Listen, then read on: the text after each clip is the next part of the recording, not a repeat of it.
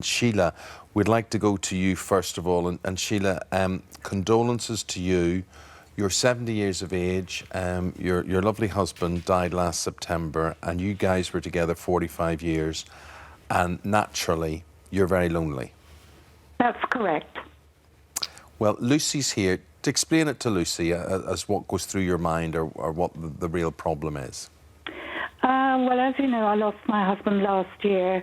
I feel that I've lost my identity and motivation.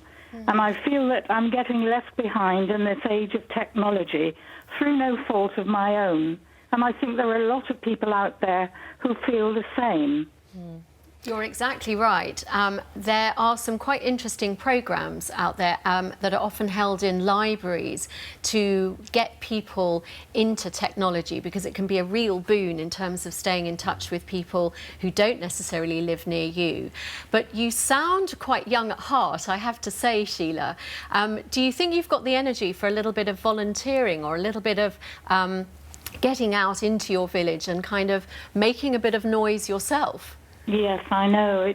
It's sort of easier said than done. I mean, I've always been a people person, but somehow with my husband's illness, etc., I just seem to have lost my get up and go, if you know what I mean. Or maybe a little bit of confidence has been lost as well, because I think Definitely. his death coincided with you moving to your village. Yeah. Yeah. So, in fact, your whole time in that village up until now has been very wrapped up in all your grieving. But at the same time, the fact that you've called in today, I think, is amazing, because it sounds to me like you are now ready for this next phase of your life. So a little bit of work on your confidence, perhaps.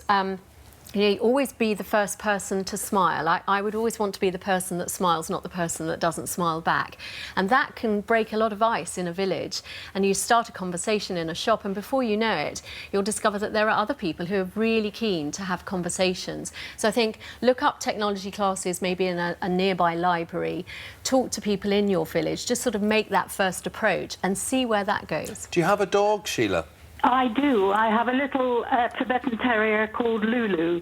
And you know, she's great comfort to me, as Ruth will probably appreciate. Yes, absolutely. And do you not meet people walking her then, Sheila, in the village? Well, sometimes I do, but we're both a bit sort of fair weather walkers. and do you know, is there much going on in your village? Is it a vibrant village? Well, there are things going on, but nothing really that has sort of, you know, struck me as particularly, you know, for me. Nothing's but grabbed I you have yet. joined a group called the Jolly Dollies.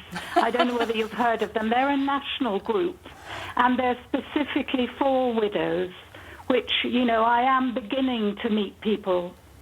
But the interesting thing amazing. is sometimes you almost have to be the change that you want to be. Absolutely, and it might be that you've got to start something that you would love to see in your village, whether that's a book club or some kind of group of like-minded dog walkers club. Fairweatherdogwalkers.co.uk. You could be the person that starts that. Well, that would be Sheila, Lulu and the Jolly Dollies. Is that right? That's correct, Eamon. Good. Well, Sheila, you sound great fun, love. A big hug to you. Give me a smile. Are you smiling down that phone this morning? I certainly am. You've made my day. Brilliant. Well, listen, you sound like you'd be Thank a you lovely very much friend to indeed. have, Sheila. You go out there and let them know you're around. Thank you. Thank you so much for your call. No, Bye, thank you so Sheila. much. She sounds a lovely woman. Yeah. But what it means is that she's got that positive energy, and if she puts it out there, she will get it back.